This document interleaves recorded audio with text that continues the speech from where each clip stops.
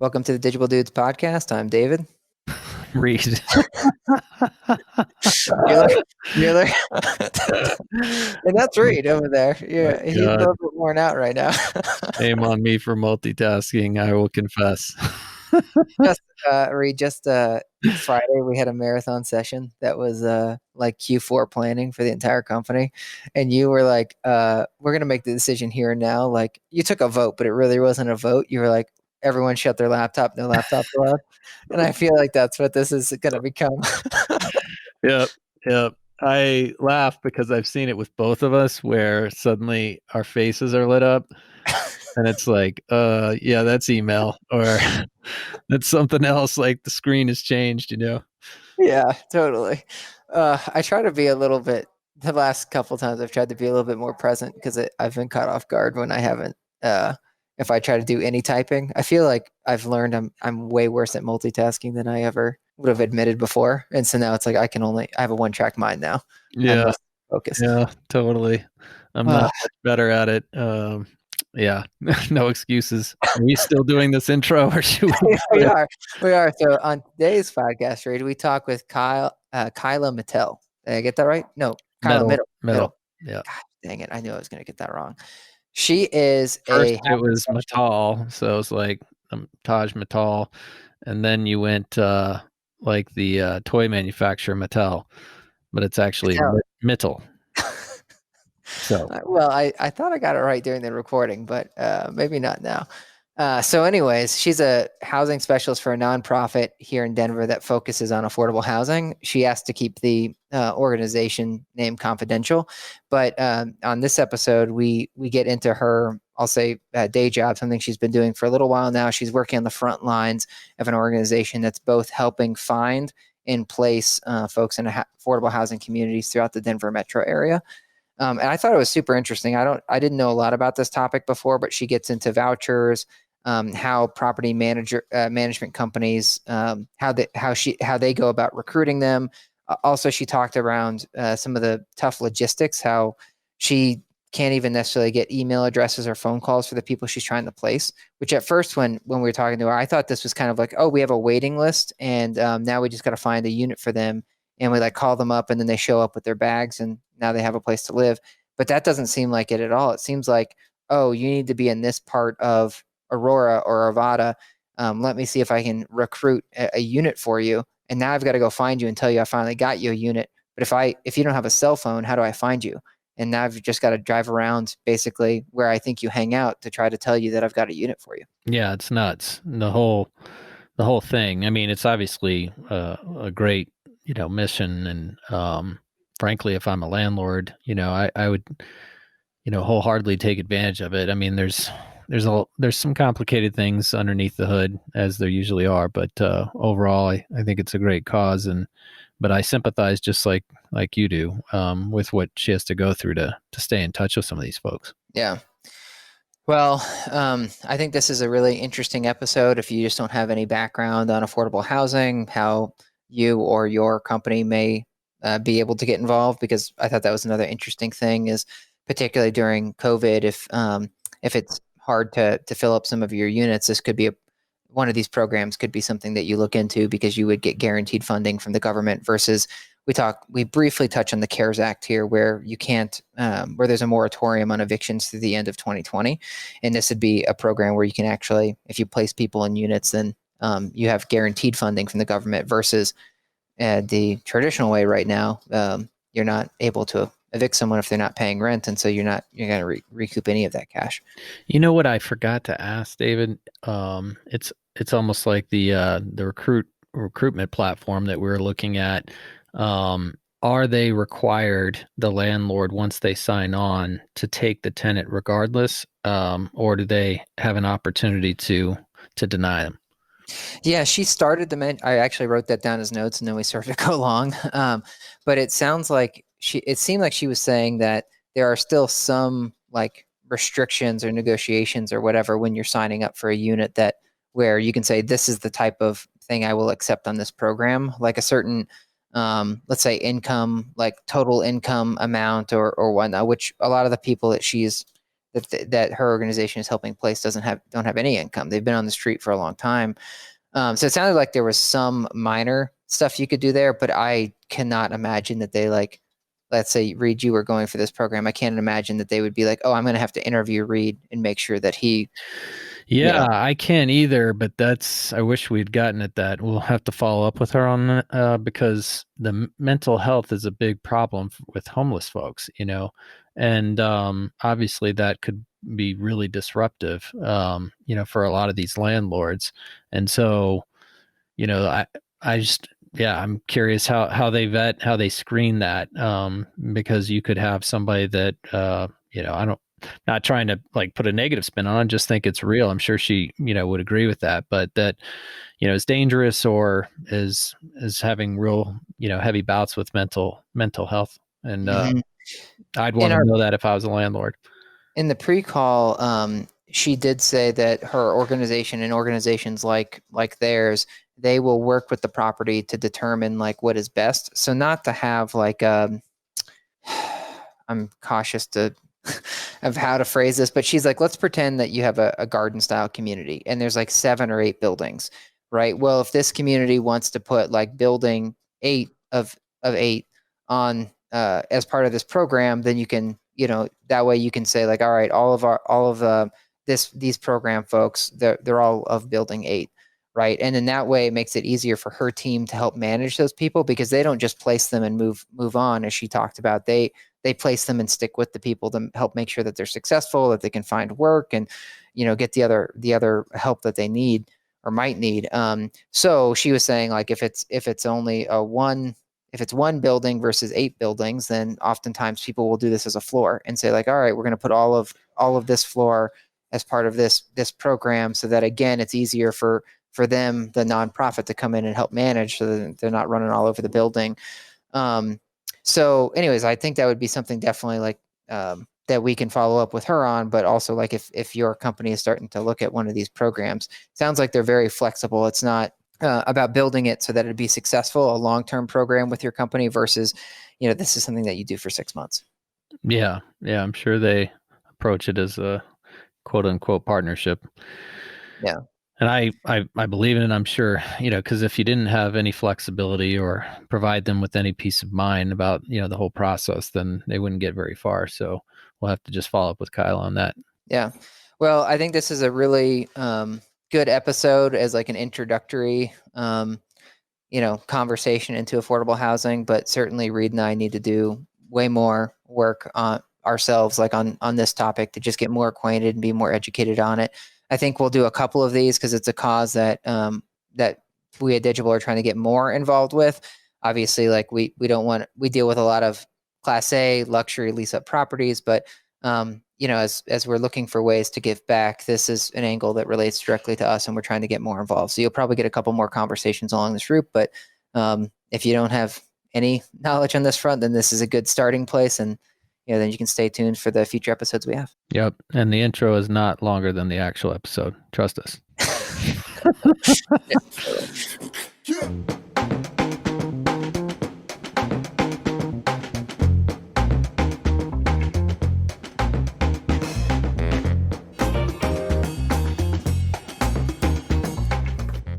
Okay, Reid, we're here with Kyla Mittal, and she is a housing specialist for a nonprofit here in Denver. Kyla, why don't you tell us a little bit about what you do and what type of organization you work with? Thank you. Yeah, thanks so much for having me today. So yes, I am a housing specialist with a nonprofit here in Denver that works with voucher management and rental assistance management for folks experiencing homelessness here in the Denver metro area. So we work very closely with the state of Colorado and other agencies in the area to just provide wraparound services to homeless folks here. And when we had our conversation a couple of weeks ago, just our quick setup, this was all new to me. I mean, we've only recently at Digible started working with an affordable housing community as some organization as pro bono work, where we're helping like get their units leased up. They end up wasting a lot of time with the wrong kind of applicants, people that don't qualify because they make too much income or not enough income. So we've been doing a lot of work there on the marketing side. But I personally am just dipping my toes in the water And I'm saying that because I know I'm going to trip over myself during this conversation. But in our pre-call, you were saying that there's a lot of issues in Denver. First of all, like Denver to me is similar to when I lived in San Francisco. There is a very large homeless population here. Well, maybe I shouldn't even suspect. Kyla, do you have an idea of why the heck is the population so robust here in Denver versus some other areas of the country? Yeah, that's a great question. I mean, I feel like it's kind of always been that way in Denver. And so I think the main reason is just the extreme rise in housing costs that have happened within specifically the last decade or so. And it's just, wages are not rising as quickly as housing costs are. And especially if you have other barriers from experiencing homelessness, it can be really difficult to secure stable housing. So I think that's probably the main contributor. Well, do you mind if I jump in, David? Well, I was just going to solidify her fact. If you remember, Reid, we pushed out a stat maybe 6 months ago that said that Denver, as a metro, had the largest rent increase in the entire nation over the last 10 years. Yeah, that's nuts. And that makes a lot of sense as far as what would be driving it. It also seems like where you see a lot of wealth, you also see a lot of poverty. It's those two extreme spectrums. Boulder's, a great example of that. And it makes sense, right? If you've been forced out of your home or if you're on the streets and you're trying to get your life back together, that you'd migrate, I would say, more towards a high growing or affluent area. Is that fair to say, Kyla, too? Definitely. People tend to generally congregate towards metro areas just because that's where the jobs are, that's where the resources are. So it definitely makes sense to me. Yeah. Sorry, is that what you were jumping in with, Reid? Well, I clearly wasn't trying to be profound or anything. It's just, that's always struck me as I've been across the country, like where I've gone to the wealthiest, most affluent areas is where you sometimes expect, like Beverly Hills, like, oh, there's no homeless people. I mean, there's even a movie about it, but it's just, I don't want to say the opposite, but not a big point here. I just wanted validation from Kyla that's pretty common. Well, usually when you first jump in, you're super profound, so I just expected it from you. Glad I have that reputation. Well, because I lived in Texas, LA, San Francisco, New York, and all of those places. It's like I had always heard of San Francisco as being, a place that had quite a bit of homelessness, and I always just figured it was the mild climate, right? And in Denver, sure, for 3 seasons of the year, it's pretty mild, but then through the winter, it could be pretty rough. I mean, it definitely clears up quickly when there's snow, but it's not the easiest, of I don't know, climates to choose to, I mean, to say choose. I mean, that's also incorrect, right, Kyla? So maybe walk us through what's this demographic like that you guys typically serve? What are often many of the challenges or causes behind the folks that you're helping out? Yeah, so people experiencing homelessness face all sorts of barriers, and it's never really a cut and dry situation. So I would say some of the main barriers that these folks have is, lack of basic life skills. If you've spent 10, 20 years on the street, you don't know how to set up an Excel account or, how to housekeep or anything like that. So I think that's definitely part of it, or even fill out a rental application. Another one is definitely mental health issues and potential even criminal history just from having to survive on the streets here. So I think that it's really a combination of a bunch of different barriers and factors that kind of contribute to, the longevity of homelessness that are experienced for some of these people. And it's a lot easier to focus on some of your other issues that you have going on in your life if you have stable housing. So that's another thing too is, we really believe that once you're housed, you can focus on a bunch of other things. It's easier to focus on your resume if you know where you're going to sleep tonight versus just being out on the street. So, and what's the source of truth for homelessness? Like when we talk about different, populations and, those ratios and things like that, where do you go to identify that, those statistics? I'm just curious. Well, I know that HUD tracks some of that data. We do point in time counts every single year. And while there are fallacies with this data collection, it's not 100% accurate. It does create some sort of image of each city's homelessness rate. So. Got it. Well, we've been doing periodically COVID webinars for the impact that it's had on the multifamily industry. Obviously, more pointed towards marketing, but that's why I ask. It's been really interesting to see how the changes in demand that we usually use Google for, like search demand and volume, along with the competition, which is cost per click, but how aggressive people are being to try and get people into these apartments and house. So I didn't know over the past 6-7 months, what the delta has looked like pre-COVID versus now. Obviously, everybody's been seeing like the huge spike in unemployment, but because of the CARE Act and other things, there's been a lot of effort to try and keep people in their homes.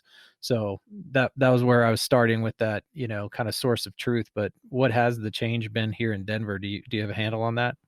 Definitely. I mean, I know that obviously COVID has affected both landlords and tenants, and that was kind of the main driver of the CARES Act.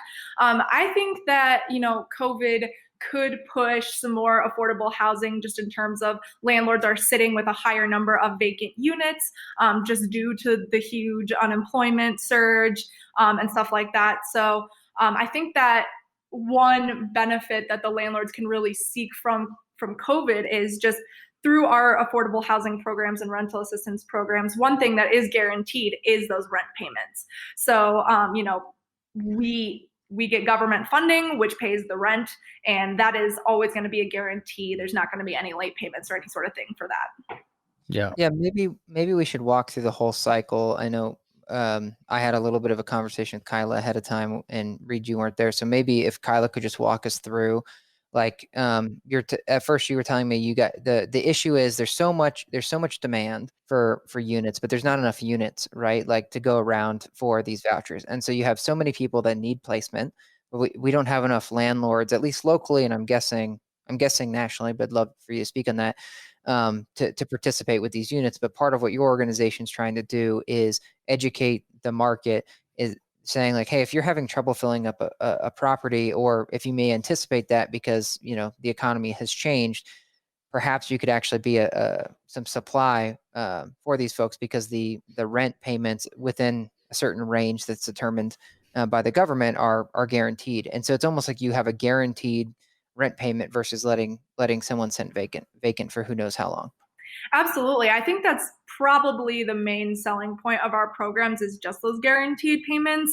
But there is always people that are going to be in need of affordable housing, and there's always going to be units that are sitting vacant. And so part of my job and what my organization does is trying to kind of bridge that gap of how can we provide landlords with that financial security, as well as provide housing and supportive services for our clients. So I guess some other definite pros of our programs are we have additional pools of funding to cover damages, mitigating circumstances. So it's not just we throw one of our tenants in a unit and that's that. We are there for their whole process. We are kind of referred to ourselves as an insurance policy sometimes, because we're there to step in if there are any issues, to kind of be that liaison between the tenant and the landlord. And so I think that is a big plus. Although our voucher programs do have a range of assistance that we can offer, a lot of them do come with like security deposit assistance, application fee assistance, damage fee assistance. So that's definitely a huge plus. There also is the option for tax credit units or tax credit properties. And I can't really speak a whole lot on how that process works because I'm unfamiliar, but that is another option to affordable housing, is not just renting through voucher programs, but actually dedicating either buildings or units to have those tax incentives as well. Right. Yeah. So I was just going to ask, how do you, I mean, hopefully this word doesn't, I don't know, come off the wrong way, but prospect, in our business, we think very much in terms of parent and child, meaning portfolio. And then, you have obviously all the properties that roll into that portfolio. And so I didn't know for you whether you start more up top or if you kind of go property by property. Just thinking of folks like Red Peak and, Echelon and some others, well, yeah, I'll just let you answer the question. Yeah, we usually go property by property because we are also really interested in establishing those one-on-one relationships with landlords. We want to definitely in depth talk to landlords about kind of what their expectations are, how they run their property, how they like their property. And so it's not just, a simply transactional encounter. We do want to build those relationships with landlords in the community as well, which is why we go property to property instead of just like an overarching corporate office, for example. Yeah, that makes sense. And is it primarily then owned and operated, versus like third party managed buildings? We do some of both. Okay, cool. Yeah, I'm wondering, Kyla, like so what I really like about what you're saying is it's similar to the professional coaching that we give our employees, meaning like for folks in our company, we give them a professional coach, someone that's not part of Digible. I think we've talked about that on the podcast before, but the system we use is called BetterUp, and they help match a coach with a person. And a lot of BetterUp's philosophy is that it's the total person. Someone, if they're having problems personally or at home, they're not going to be an effective employee. So I really like how you're speaking, how it sounds like your organization says, hey, look, how can someone even begin to rework their resume or try to find some place to work or whatever if they're just worried about where they're going to sleep tonight or where they're going to find a hot meal.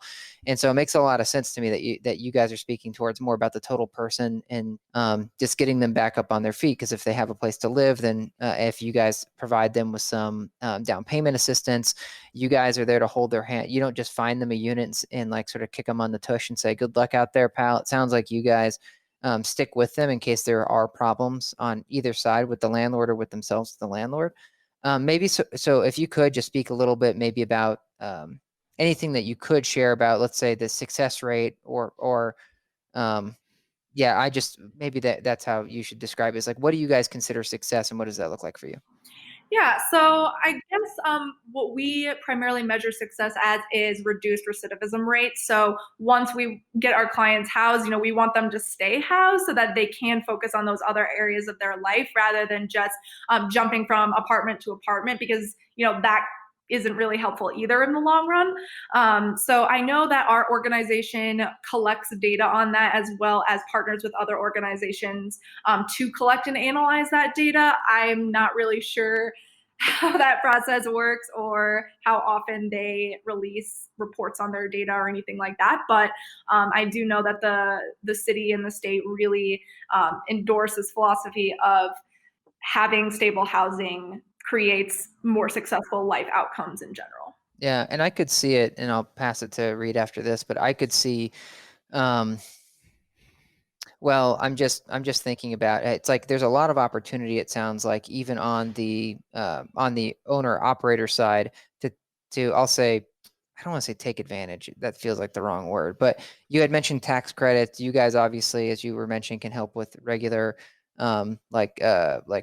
payments, and I'm sure it sounds like you facilitate that with like the government available monies, as well as like possible like down payment assistance. So it just seems like if for those that take the time to get involved, meaning on the owner operator side, there may be a lot of benefits for them. But I can also see how I think both you and Reid were speculating, like one reason it's hard in Denver is because this market's been so explosive. And so there have not been typically just enough units to house all the people moving in. I know, Reid, when you and I first moved to the Front Range, meaning like so Denver, Colorado Springs area, the front of the Rockies, people were the numbers we were getting quoted were like 1 million people are going to move in over the next like 2 or 3 years. And at the time there was not nearly enough supply to house just the people moving from Austin, for example, right? And now it still feels like there's not enough supply, and that's 5 years later. So I can only understand how challenging it must be for an organization that's also saying, hey, put some units aside for us so that we can house people. And now in an environment like this, you mentioned the CARES Act, but in an environment like this where maybe some people are churning jobs because the economy is kind of rocky, and then the CARES Act is saying, hey, you can't really evict people through the end of the year, but you won't get assistance for that. But I'm just saying, like, maybe this is almost like that. Maybe this is the climate with things like that, where folks may all of a sudden start perking up and saying, hey, you know what? Let's not just depend on new movers to the area to get our new folks leased or our new buildings leased up, but let's look at some other possible programs where we could diversify ourselves a bit. Yeah, I think now is definitely a great opportunity. And I think COVID kind of just gave a push for that too. And, we want to incentivize our landlords. We want to pay them more money than they could potentially get in the market sometimes, depending on the area. We tell them the limit that the voucher pays. So it's not like we're like hiding that information from them and then like trying to see what they say. We tell them these limits because we understand that there is some risk associated with that at times, and we want to do everything that we can to mitigate that, including potentially giving them some more rent money. Right. It's not like a blind like price line. Like someone bids and says, "Hey, I'll give you $100 for that unit." They know, like, you guys could come in, or an organization like you could come in and help evaluate it, tell them kind of what their unit or units would be worth on the market, and then they can decide to move forward. It's not they don't just have to take it or leave it.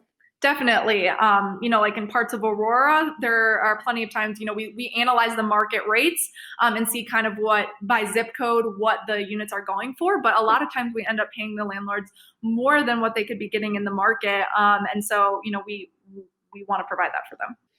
Yeah, I was going to ask where you're seeing the most momentum. You mentioned Aurora. Geographically, what other areas? Is there any rhyme or reason to it? Like, I mean, are you seeing some clear patterns geographically where you're getting more participation, or is it totally random?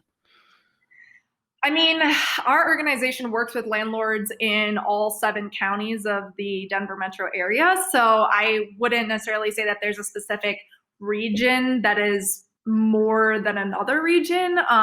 We look all over because our clients want to live all over. Obviously, the closer that you get to downtown, the more the rents go up.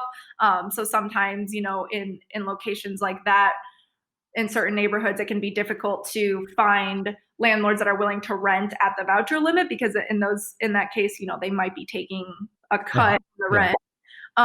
But in general, we look all over in every direction.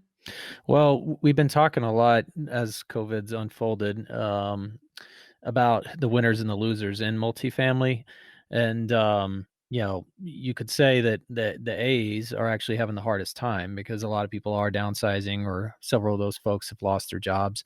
But I don't know if it's that simple. But then that means that they may be moving downstream to B, and that C's are probably the ones that are most affected as far as having people displaced.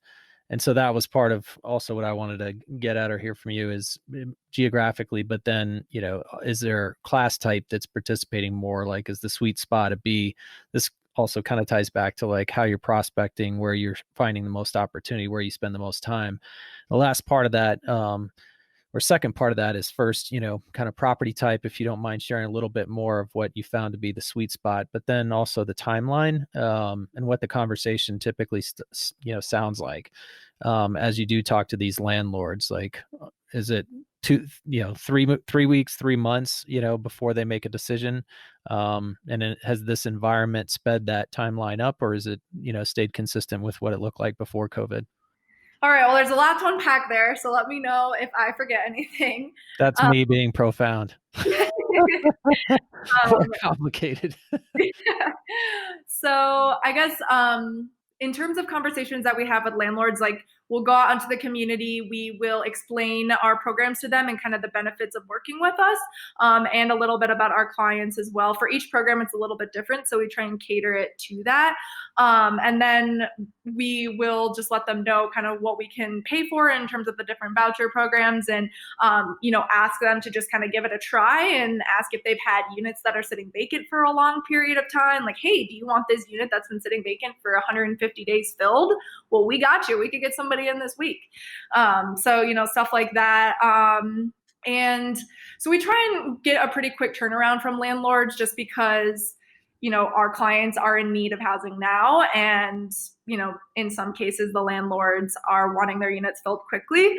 I think that landlords, in my experience from COVID, have been a little bit more lenient in terms of the people that they will accept, because of the increased difficulty in finding more qualified renters, especially in terms of income. So let me jump. So the engagement, like from the time you engage to the time, because I totally get it. Like, this is not something that you'd want to wait 6 months for an answer on. But more specifically, is that 2 weeks, 3 weeks, like from the time that you get to sit down with a landlord before you're able to place some of these homeless folks? Yeah, I would say it can take maybe a month or two, honestly. Sometimes just depending on also when they have units available, like they might not have any available right now. Mhm. But and once we do establish that connection with a landlord in the community, we want to keep them. And so we'll just keep coming back and asking them, hey, what other units do you have available? Like, hey, are you willing to continue working with us? And so once we want to establish a full network of landlords too, and not just like one here and one there. Right. And so back to property type, is participation mostly with assets or properties and landlords that already support affordable housing, or are you also seeing some success with even a luxury or a B? You're saying, can you turn people, Reid? A little bit, a little bit. I mean, that's a valid question. And, I think we do both. So we do work with tax credit properties, but sometimes even tax credit properties can be very strict with their qualifications outside of just your income limit. But, we do work with corporate property management companies all the time. And kind of back to what I was saying earlier of just meeting the individual property managers, I think makes a big difference, and just going out into the community to meet them. But we do try and work with large property management companies too, because they have a lot of resources that we can tap into in terms of just, number of units, but also range of location for their units and stuff like that. Yeah. Well, this also, I mean, I was just trying to see if there was some relationship also to like who's, as quote unquote, air quotes, like David says, winning and losing. So, if A's are seeing a lot more vacancies, then it seems like they should, I don't want to say ante up, but be more open or willing to participate. But then at the same time, you can imagine that they might be more sensitive to bringing those tenants or giving them those opportunities, which I find unfortunate, but I also understand the reality of that. So that Sure. probably is a way to lead you to my last question, just as far as the conversation with landlords. But what's the biggest objection that you get? Honestly, the biggest barrier that we face currently is just landlords unwilling to drop their rent prices to what the voucher can cover. So that's probably the major barrier of our program, is that we are stuck within these price limits defined by the government that we can't control or negotiate in any way. So it's really, if you're wanting to rent a one bedroom for $1,400, that's not going to work for our voucher program, unfortunately, even if everything else checks out. Like I said earlier, I definitely understand the risk. Like there is higher risk associated with renting to this population sometimes, which is why we do our best to intervene as much as possible and keep an open line of communication with the landlords we work with. But I mean, I do understand that risk as well. Yeah. And then as far as the demographics, David had mentioned that up front, and I don't think we're going to cross any lines that we shouldn't or ask you questions that are out of bounds. But what is the average age of homeless people in Denver? Is it surprisingly younger, older, right in the middle, like mid-30s, 20s? Just curious. And I also wonder, has that changed much at all? Not to point everything back to COVID, but just since you've been part of the organization, if that stayed mainly consistent, and if you have any perspective, David he and I like talking about past, present, future, but what that demographic looked like 10 years ago versus what it looks like, for this generation. Yeah, I mean, honestly, I wish I knew those numbers off the top of my head. But just generally in my experience, it really depends on the program, because we serve families, we serve individuals, we serve people in their 20s. So it really, we have programs that try to encompass everyone in need. And so the main clients that I work with are usually middle-aged, and have experienced homelessness for long periods of time. But we do have short-term voucher programs for folks that just hit a random hardship, folks for family, or programs for families. So we do try and capture as many people as possible with our programs. I can only imagine that there must be some really hard logistics for you guys. I mean, you mentioned now twice that there may be people that have been long-term homeless for 20 years, right? And even if I've been homeless for 2 years, I mean, heck, I don't know, but I can only like imagine like you guys must have someone that comes to you, they hear about you guys and they sign up and they say, "Hey, Kyla, can you please find me a place to stay?" And you're like, "Cool." And you go out for a month, right? And you try to find a place for this person. And now you find a place. And now you have to get back in touch with that person. Do you guys have like a very strange, just logistical problem? Because I'm guessing you can't like just email these people. And sometimes they may not have cell phones because they can't afford the cell phone plan or whatever. So talk us through some of those quirky things that maybe, we wouldn't expect. Yeah, you're absolutely right. That was something that I was kind of surprised and didn't even consider when I first started working there. But yeah, I mean, most of my clients, they do not have phones, they do not have email addresses. And so it is literally going out into the community to find them, asking them, hey, what neighborhood do you usually hang out in? What are your favorite spots around town? Where can I find you next time? And, a lot of times when we do schedule appointments for them, it takes multiple days of outreach to try and find them. So it is very tedious and it takes a long time and is very unconventional. And, with COVID specifically, but just in general, the government sometimes does provide us like prepaid cell phones that we try and give to our clients. But, of course, they lose them or they break them or they get stolen or something like that. And so it's really unreliable. So, yeah, it really is going out into the community physically and finding them. Yeah, I feel like I'm frustrated just listening to that, that story because it's like, in my day to day, I know things happen and schedules get changed, but if I get stood up or can't get a hold of somebody, it's like, shoot, man, we got a lot going on, things to do. So it's a struggle to empath. Well, I don't even know what to say. I cannot imagine what you experience when you try to set up an appointment and say, "Oh, I'll meet you on the corner of whatever and whatever, like a week from now." Like, if I didn't have my calendar, I wouldn't remember to meet you. And so, wow, I mean, yeah, I bet you do so much work that then all of a sudden almost feels like it's just kind of evaporated because you just can't find the person anymore.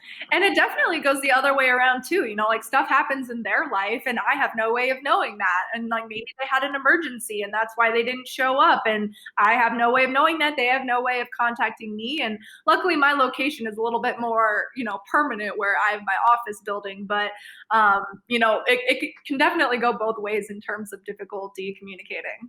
Yeah.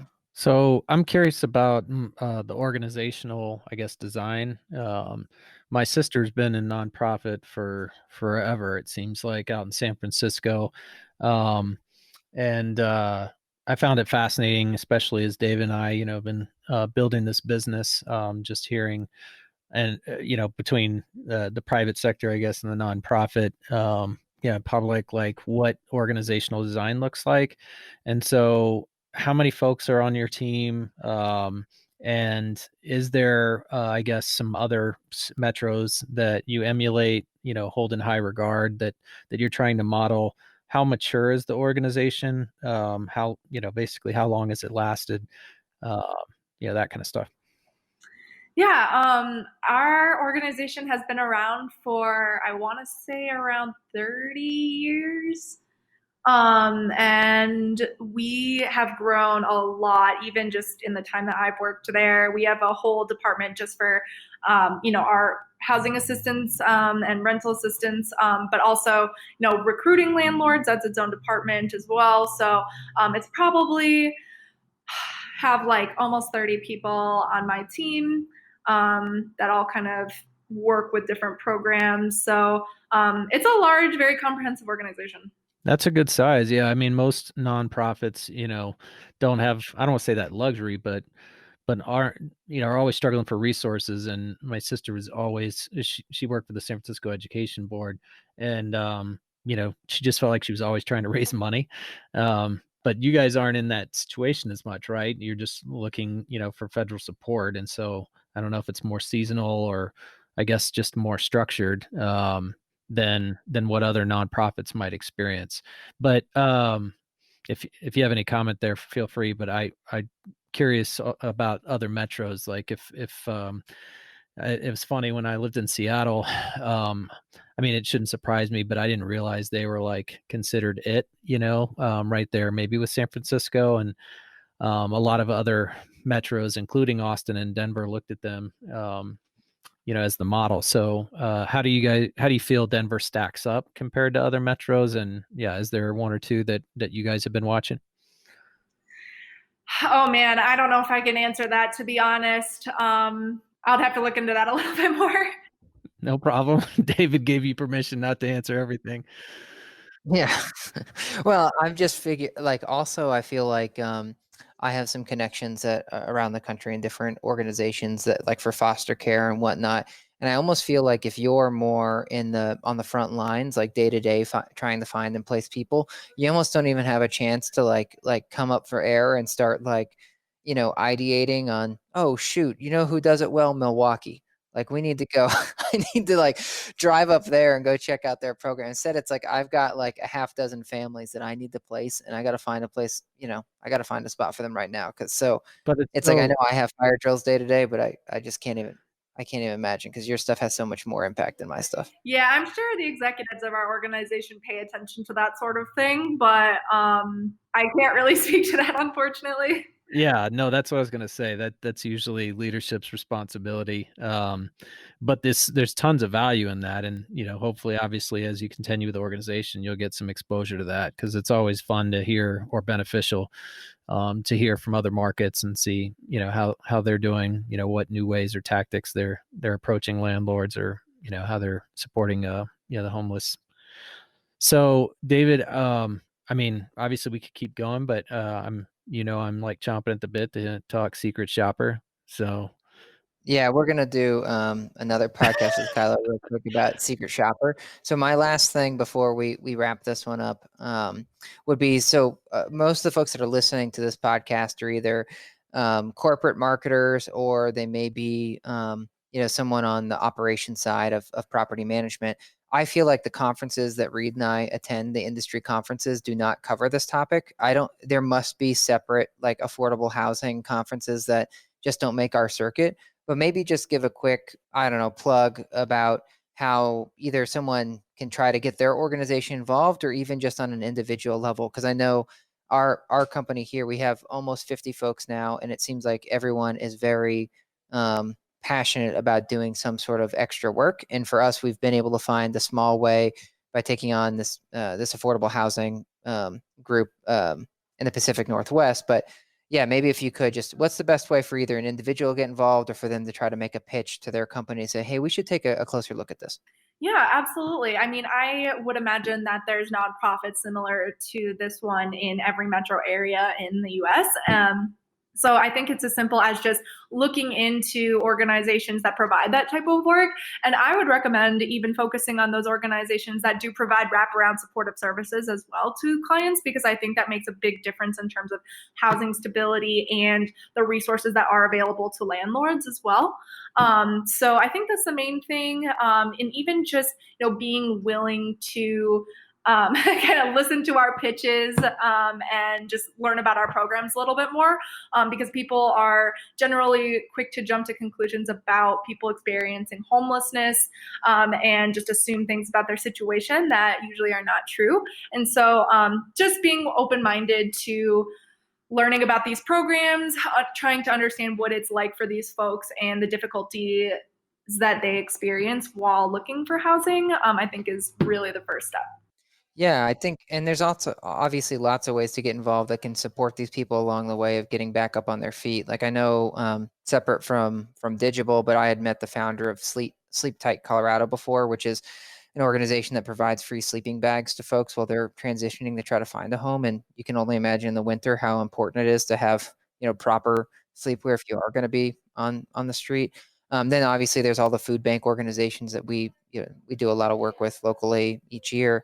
But then, to your point, like, I feel like it's just more of education, and, as you're saying, keep an open mind, because you may have a property at some point that cannot seem to get above 80% occupied. And it's like, well, shoot, man, could we take floor number 11? Nobody seems to want to be on that floor for one reason or another, but could we use the units on floor 11 and work with a local organization where we may be able to get some revenue out of this, because it has been empty for a while? And separately, Kyla, I feel like us, Digible, with all the data that we have, you had that one tidbit you dropped where it's like this unit has been on the market for 150 days and has not moved. Can you consider, one of these programs for that? And I feel that's something that I'd like to explore, offline to see if there's something we can do there to just almost like surface this stuff for you guys. Cause I feel like it could be that from our database, we could, I don't know, let's say we find 200 units in Aurora, just collectively that have been on the market for over 180 days. Maybe it's worth to go knock on their door. All right. Well, that's all I have on this topic, Reid. I don't know if you want to close us out. Yeah, well, I had one question that I forgot to ask, but you just made me think of it, David. Do you guys, once they get placed and you're hoping, and obviously hope's not a strategy, but that they will stay tenants, do you support with them, support them or partner with folks like around employment, in these areas? So it's like we were able to place you in Lakewood, and we also have, a list of 10 employers that are hiring right now, with your qualifications, things like that, just to, take it, I guess, that extra step. Yeah, absolutely. We do some of that through our organization, as well as referrals to other organizations that provide those services. So from our end, we do have plenty of case management that is really involved with our clients, and so and as well as a whole vocational services department, and we really support our clients in whatever their personal goals are, and so if that means getting a specific job or being in a specific industry, we'll definitely help them with that as much as possible, even if it's as simple as let's go find you some interview clothes or something like that. So yes, we do provide those services, and we also make referrals if we cannot provide those services. Super cool. Love the mission. Yeah. So let's get to the second one, secret shopping. Yeah. Well, thanks for coming on, Kyla. We'll have you on very soon for a shopping podcast. So thank you.